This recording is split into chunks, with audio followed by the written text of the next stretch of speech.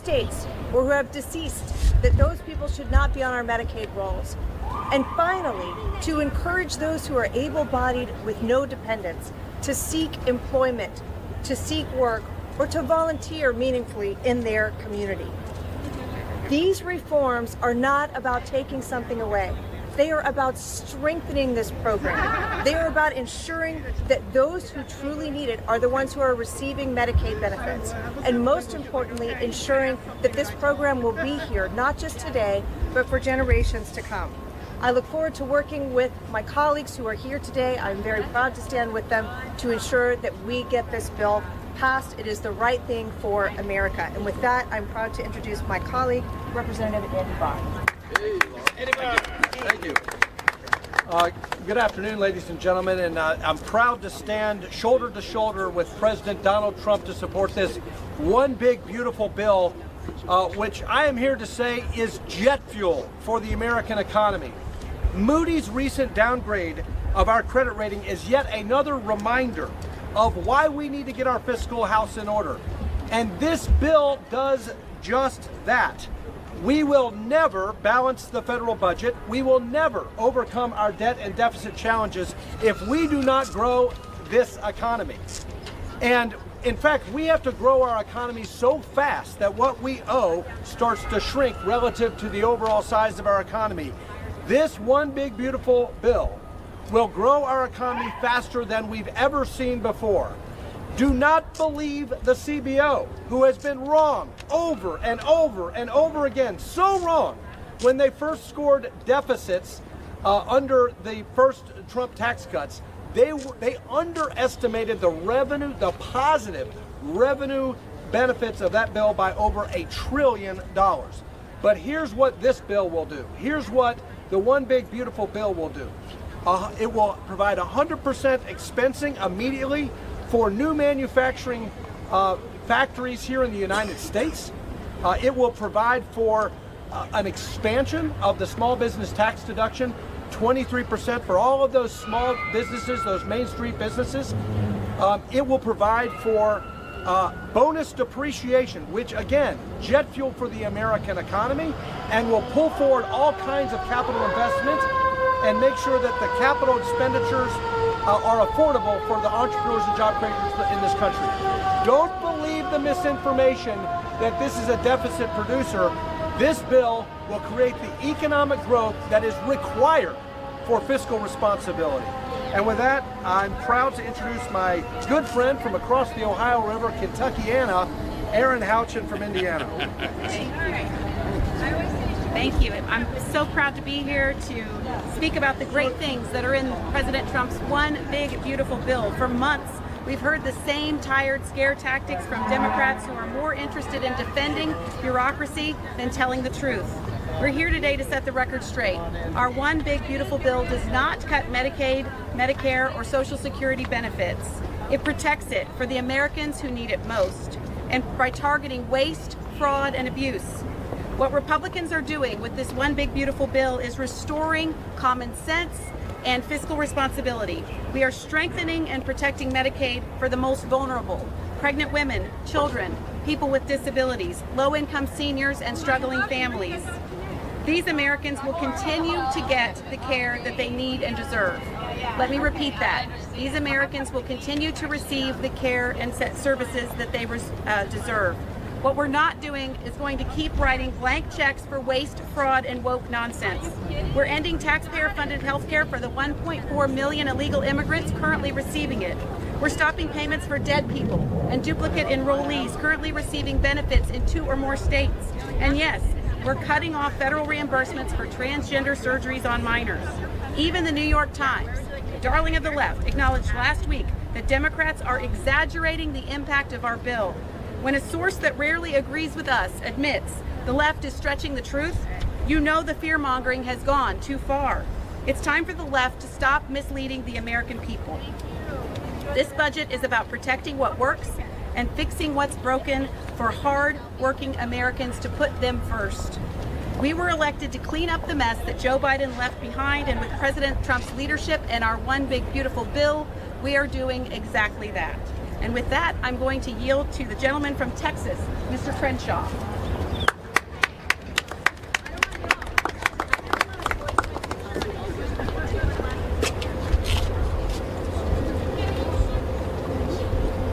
Thank you for doing this. Proud to be part of Main Street, proud to be supporting President Trump's big, beautiful bill. You know, he talked to us this morning. His message was really simple. Let's get this done. This is good for America. This is good for the American people. I think it's worth noting what the Democrat message is. The Democrat message is very simple. We want to raise your taxes in December. That's not a really good message to bring back to the American people. That's the opposite of what we're trying to do. We want to keep your taxes low. And on top of that, we are putting in provisions that are monumental for our country, for our debt, and for our kids. One of my favorite provisions, what I put in our bill, protects kids from radical transgender ideology, removes any federal funding for transgender surgeries or treatments on children. That's just one of many good things. It fixes the border. It enhances our military capabilities. The list goes on and on. I want to talk about, though, some of the lies that we heard. On our 26-hour markup on energy and commerce, Democrats actually flew in all sorts of people from around the country, kids with disabilities, adults with disabilities, claiming these are the people who we were taking Medicaid away from. It was all a lie. It was deeply unethical for them to bring those people in, scare them into thinking their Medicaid was going to be taken away. So here's the truth. They claim we're kicking poor people off Medicaid. It's false. In actuality, 4.8 million able-bodied adults would rather just not work or volunteer, but they'd still be on if they could work, if they wanted to work. 1.6 million are enrolled in 2 states. 1.2 million aren't even eligible to begin with. 1.4 million are illegal immigrants. So this is not a purge, it's not cuts, it's accountability to fix the system for what it's intended to be for, which is kids and the poor. They say we're cutting substance abuse treatment. That's wrong. The bill explicitly exempts those with substance abuse disorders. They say we're slashing Medicaid entirely, yet here's the reality. Spending still grows 6.5% above 2021 projections. That's even after the $800 billion in savings. So that's the opposite of a cut, it's growth. They also deny that illegal immigrants are even on Medicaid, but for California, for instance, it diverts $5.2 billion to do just that. This bill closes that loophole. And finally, they say there's going to be budget chaos within the states. Well, the reality is what we're actually doing is freezing runaway provider taxes and payments. Hospitals will still get what they need. So in summary, this bill is nothing what the Democrats claim it is. Nothing. None of what I just described can even be loosely interpreted as the word cuts. And yet that is exactly what they keep saying. And it's false, and the American people should know that. I'll leave it there, and I would like to introduce my friend from New York, Representative Nicole Maliotakis.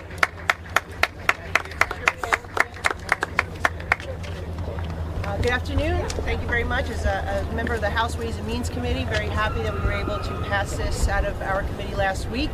And I wanted to give you just an overview of some of the important tax provisions, because what you'll hear from the Democrats, they claim that these are tax cuts for the ultra-wealthy, for the billionaires, and that's simply not true.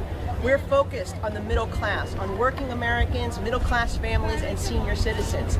So not only are we tripling the SALT deduction for families with incomes of less than $400,000, we're increasing the child tax credit. We are increasing the standard deduction. And my legislation that would give a deduction of $4,000 for senior citizens who are struggling to get by on their Social Security checks. $4,000 for single, up to $75,000 in income, and you double that to $8,000 deduction for seniors who are married, up to $150,000 combined income. That is not billionaires, that is not the ultra wealthy. Those are the working and middle class people that we represent, and that is who we're fighting for in this piece of legislation. And so the Democrats want to have a tax cut on everybody across the board. We're making sure that not only do we keep those income brackets where they are right now, but we are giving extra support for, again, working families, middle-class families, and our senior citizens who are struggling to get by on their Social Security checks. And with that, I will introduce my colleague from Ways and Means. Hopefully I didn't say everything he was going to say. Blake Moore from Utah. Blake Moore from Utah.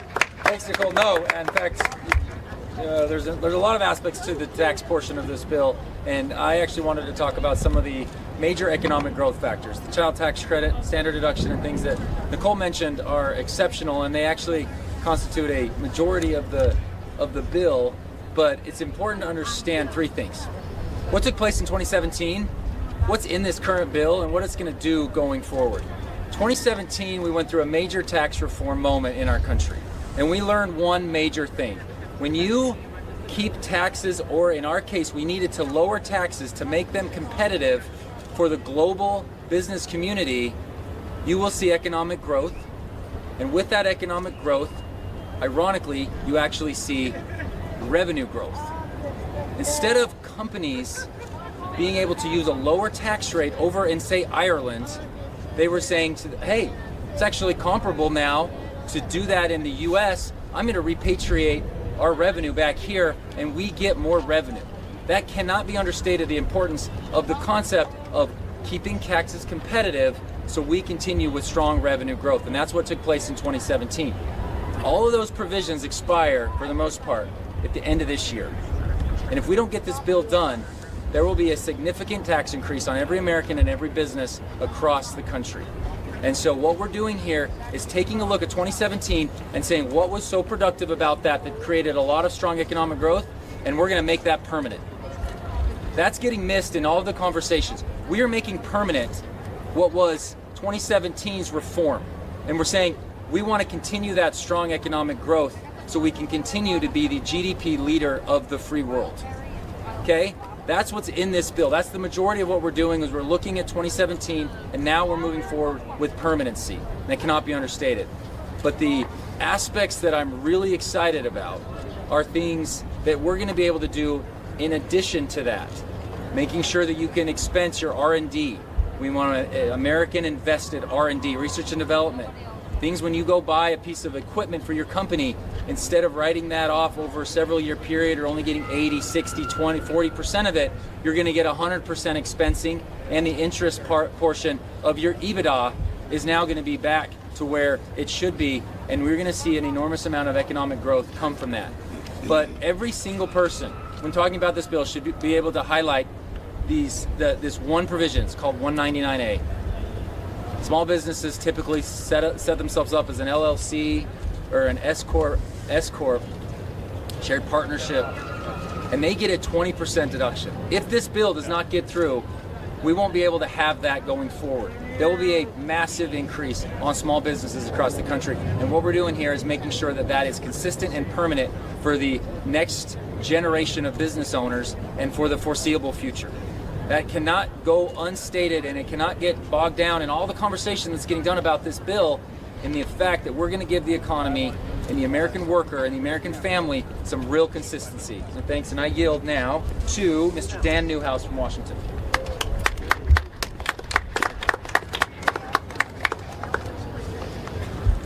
Thank you, Mr. Moore. I appreciate being here with my colleagues of the Republican Main Street Partnership to talk about this very important piece of legislation. You know, as a member of the House Agriculture Committee, I am very proud of our portion of this one big, beautiful bill. We've restored the integrity of the SNAP program by making states true partners in the program and returning it to what Congress originally intended SNAP to be, and that is truly supplemental. We were able to include critical pieces of the Farm Bill that will give farmers across the country relief and support that they desperately need. We expanded American trade opportunities by over doubling the funding for our market access programs, delivering a win for specialty crops and trade-reliant communities across the country, all while reducing overall spending. The bottom line of this legislation is that we invested in the future of our farmers. We strengthened SNAP so that it can help future recipients. And we played our part in keeping taxes low for the middle class and small businesses in our country. So thank you very much, and with that I'd like to introduce from the great state of Iowa, Representative Marionette Miller. Here, here. Thank you all very much. I'm Congresswoman Marionette Miller Meeks, proudly representing Iowa's 1st congressional district. Before I begin, I want to thank our caucus chair, Dusty Johnson, and Vice Chair Mike Flood for their leadership in championing conservative, pro-growth, pro-America solutions. I I'm here both as a former small business owner and a member of the House Energy and Commerce Committee. I'm proud to stand in support of President Trump's one big beautiful bill, a transformational package to lower taxes, secure the border, restore integrity and strengthen Medicaid, eliminate waste, fraud, and abuse from our government, and revive the American dream. And yes, we are doing our jobs. As a mother and a former small business owner, I know what happens if the Tax Cut and Jobs Act expires. The Ways and Means Committee held a field hearing in Iowa at the Iowa State Fair. The people who spoke at that meeting were small business owners and farmers. And what would happen if this bill is not reauthorized?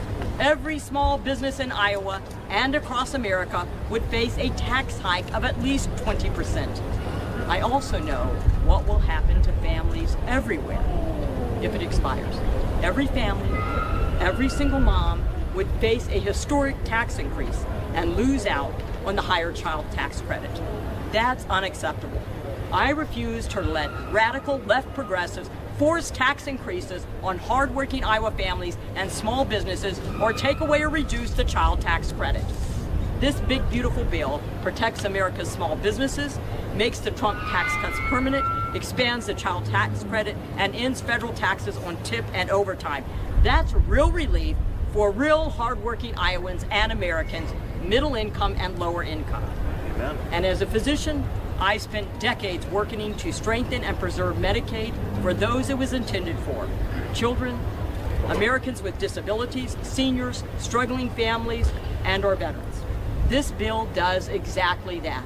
Representative Crenshaw has already pointed out all the myths to you. No more taxpayer-funded Medicaid for illegal immigrants. No more handouts to adults without disabilities who refuse to go to work.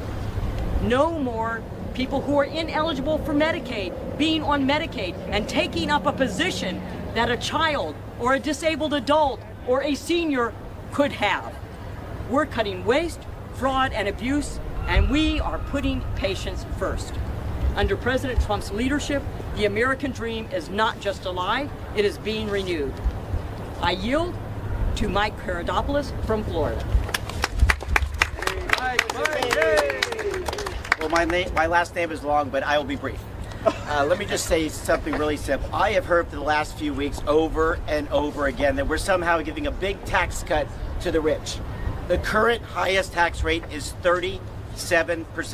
When this bill passes, it will still be 37%.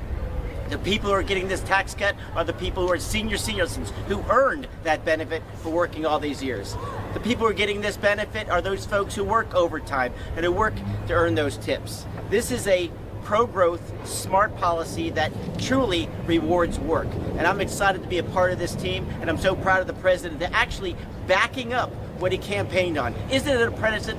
Now, isn't it great to have a president who backs up what he talked about on the campaign trail? That's why I ran for Congress, to keep promises during the campaign and to move this country forward. And so it's my pleasure to introduce a fellow freshman from the great state of Montana, Troy Downing.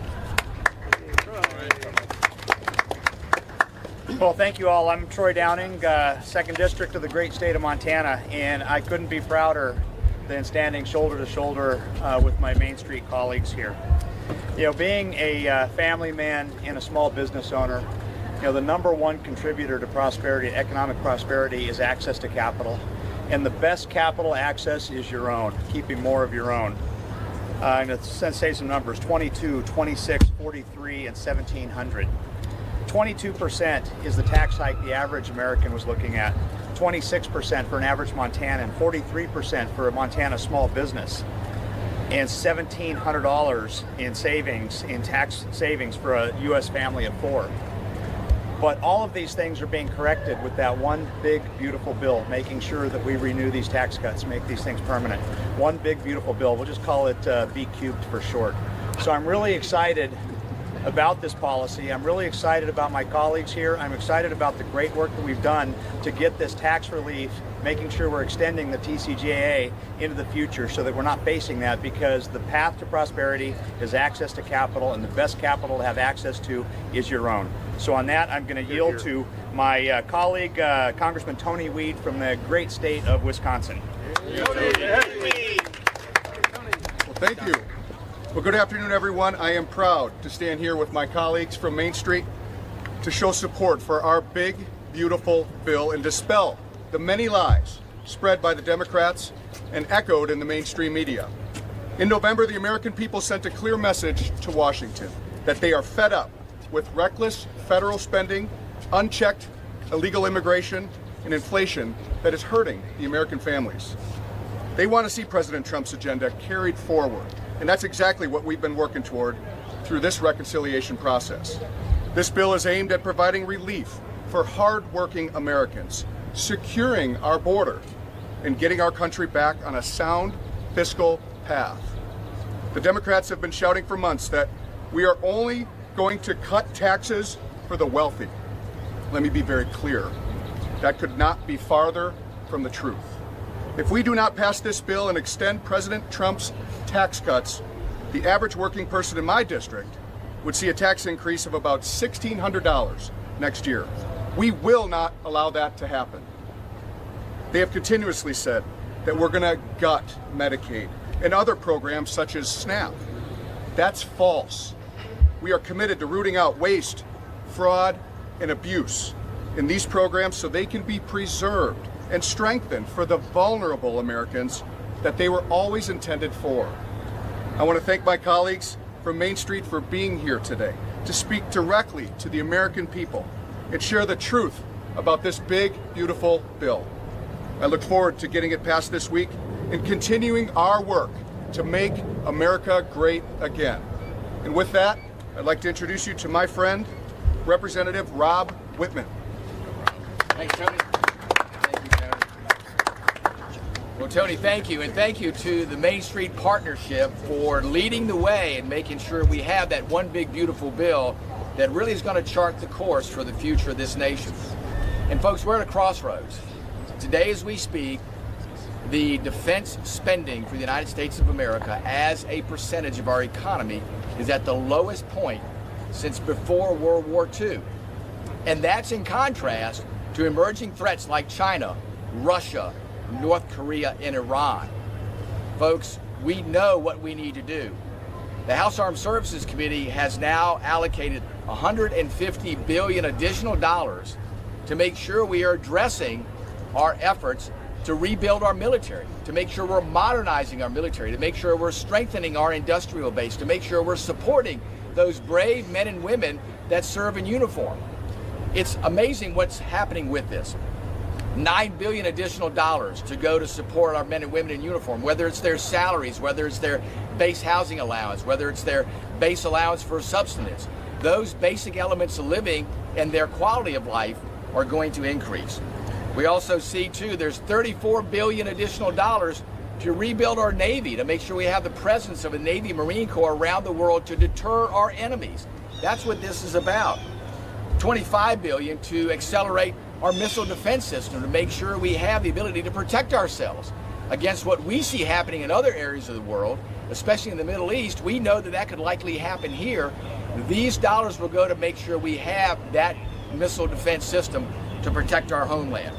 We're also going to be spending billions to ramp up munitions production. You know, we have used much of our munitions stockpiles, and we're at a precarious point right now. We're going to be spending more and investing more to rebuild our munitions stockpiles. Also, we're going to be putting $11 billion additional dollars into the Pacific Defense Initiative in the Indo-PACOM area there to make sure we have the ability to deter the fastest growing threat to the United States, the pacing threat, China. Those things are going to be incredibly important, folks. We have a long ways to go and a short time to get there. The challenges are many across the world for entities, countries, individuals that don't like the United States, that look to threaten us, and we know that we have to make the proper investments to make sure we deter. Folks, the most successful defense strategy in the history of our nation goes back to Ronald Reagan. We achieve peace through strength. We want to make sure that Xi Jinping, Vladimir Putin, Kim Jong-un, the Ayatollahs in Iran wake up every morning and say, no, not today. We are not going to take on the United States because of what they represent and what they have in capability to deter these aggressors, these empires of evil that we see that continue to grow. And with that, I'd like to turn the microphone and the floor to my dear friend, Zach Nunn. Thanks, Rob. Well done, Well, hey, thanks everybody. My name is Congressman Zach Nunn. I'm a sixth-generation farm kid from Iowa, and I'm proud to be sitting on the Ag Committee. I'm even more proud to be standing with this team to deliver on President Trump's top 3 priorities that he was elected on, that we were elected on for America. Defend our border, energy independence, and the continuation of the greatest tax cut in American history. Now, friends, you're going to hear from liberal progressive millionaires about how this is a tax cut for billionaires. Well, this isn't just jealousy from them. This is a reality home in Iowa. There's Main Street folks who desperately need, depend, and have grown on this. I've invited folks from DC to come out to Iowa. And at the Iowa State Fair, we heard directly from Sarah Curry. And I asked Sarah, what would you do with your child tax cut? She said, I'm going to invest in speech therapy for my daughter. I'm going to buy a water heater because it went out last winter. I talked to Jolyn Reeson, who is a Iowa farm kid, and she said what she would do with the extension of the death tax credit is that she would help buy her family farm so they could keep it for another generation, not only in Iowa to help feed the world, but to keep it out of the hands of foreign investors who are praying at the door. Look, the average household across this country saw real money in their pocket, $5,000 that they invested in their community. And here's how I know this works. We cut taxes 3 times in Iowa, and every single time, the money in people's pockets didn't go off to DC.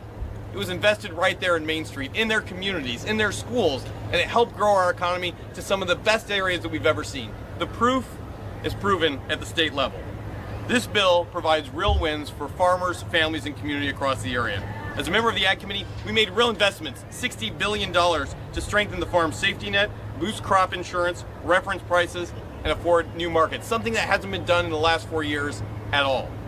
We included over $750 billion in projected growth for small businesses tax relief. That's a permanent 23% small business tax deduction and restoring 100% expensing. This is how you grow an economy, and this is how you take care of America's most vulnerable. Whether it's on Medicaid or SNAP, we've been able to make sure that those individuals who need it, get it. But tragically, those who have wasted it, states with error rates from 15% to 60% in some cases, are held accountable. And that we can have a real carrot and stick approach to make sure that we pay down our debt while still making sure those most vulnerable are protected. I'm thrilled that 40 million families will benefit from this tax credit and be able to receive a $5,000 tax credit for adoption. And this is personal to me. As a dad who adopted 2 girls, I saw firsthand families who couldn't even bring on their grandchildren because of this cost. But working with this team, we're delivering real results, not only for families with the child tax credit, but with the $5,000 adoption credit that will help a young child find their forever family. Team, we've got a long ways to go, but this is not only a great first start, it's a start that this team has helped lead to make sure that we get across the finish line this week. With it, I am so proud of the teams that have been able to work together, and I want to bring on a good friend from Utah, Celeste. Malloy, you have been a big champion on this in your home state. Thank you for everything you're doing. Hey, good job, Zach. Hi, I'm Celeste Malloy from Utah's 2nd District, and I'm here to talk about the One Big Beautiful Bill. I was on the phone with a Utahn last week who asked me, why does it have to be so big? And the answer is the same reason it's so beautiful. This is how we're delivering the economy that we promised in November in the elections. I'm going to keep it really brief because my colleagues have covered a lot of the high points, but this bill would boost Utah's energy sector, restarting oil and gas and geothermal leases that not only make it so that we're using our natural resources and creating jobs in my state, but preparing this country to meet the energy needs of the future and be energy dominant, which we promised on the campaign trail. It increases rural investment. Agriculture savings and reinvestment programs help Utah's rural farming communities thrive, support local economies, and keep family farms in production and in families. That's important for America's future, and that's also part of the economy that we promised on the campaign trail. At the same time, we're providing these revenue enhancing measures. We talk a lot about the savings. We need to talk more about the revenue enhancements. We're increasing funding for border security and for our military readiness, which are things that Americans also asked us for. We're delivering the economy that America voted for in November, and that's what's so big and so beautiful about the reconciliation. And with that, I would like to introduce my colleague, Mr. Baird. Hey, hey.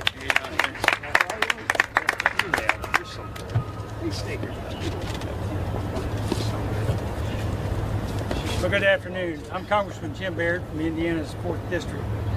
And I want to thank Congressman Dusty Johnson and Representative Mike Flood and the Main Street for having this caucus and putting us together here today. You know, I'm here in complete support for Speaker Johnson and the passage of the One Big Beautiful Bill to codify President Trump's successful agenda. This bill is a massive win that provides historic investment and tax relief for rural America. House Agricultural Committee Republicans did our job last year to pass a farm bill while Democrats fearmongered and played political politics and games.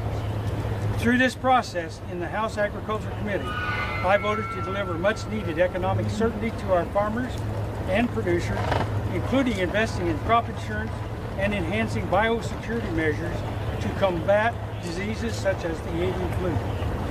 When we pass this bill, we will be one step closer to delivering what we promised: lower prices at the gas pump and the grocery store, fair trade, and the start of the golden age of America. I now want to turn this over to my good friend, Representative Derek Johnson. Thank you. I am incredibly happy to stand here with my Main Street colleagues supporting President Donald J. Trump's One Big Beautiful Bill. What this bill does is it gives what's been missing over the last 4 years of the tragic Biden-Schumer governance. It gives certainty. It gives certainty to the hardest working Americans that we depend on every single day. Those are our farmers. It does that by increasing reference prices, base acres, locking in crop insurance so that the crops that my farmers in Wisconsin have in the ground right now, if there is a disaster, that they will be able to continue farming because crop insurance is available. The second group of people that it provides certainty to is those who are most vulnerable amongst us. I was raised in abject rural poverty by a single mother on food stamps when we still had a stamp that you put on a card. And everything you're hearing that the Democrats are saying that we're cutting these programs is simply a lie. There's no other way to put this. So what we are doing is making sure, for instance, that able-bodied working adults without dependents have to work for 20 hours, volunteer for 20 hours, go to school for 20 hours, get job training for 20 hours. That is an 85% issue in the state of Wisconsin, and we're a 50-50 state. That means that you can't get more bipartisan than this. So what we're going to do is make sure that these programs are available in perpetuity, because as the Democrats are fear-mongering, the Republican Party is making sure that we're taking care of our farmers and those most vulnerable amongst us, and that is everything in this big, beautiful bill. And with that, I yield to my very good friend, Mr. Chuck Edwards from the great state of North Carolina. Okay. Good job, Derek. Well, good afternoon, everyone. My name is Chuck Edwards. I'm proud to represent North Carolina's 11th District here in Congress. I'm also very proud to be a part of the Main Street Caucus, and I applaud the work that this group does to represent Main Street America, mainstream Americans. I'm here to represent the Budget Committee on which I sit that built the framework for the One Big Beautiful Bill. And I'm really excited that the final product that came back to the Budget Committee met the framework that we had put forward. What I want to do with you this afternoon is to set the record straight.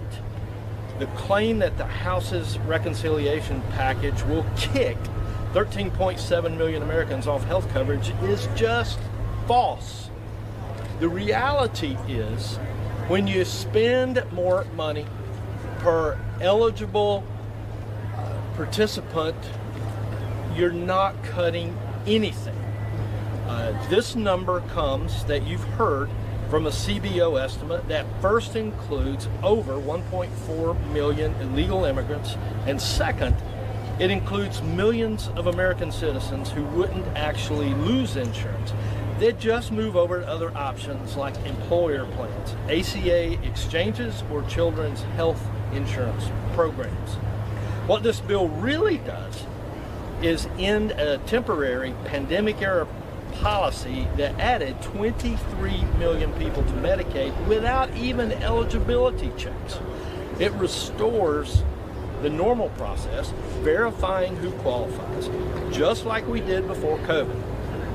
That's not a cut, it's fiscal responsibility. It also introduces work requirements to help those who can but refuse to work move towards self-sufficiency. And it includes additional reforms that strengthen Medicaid for those who truly need it.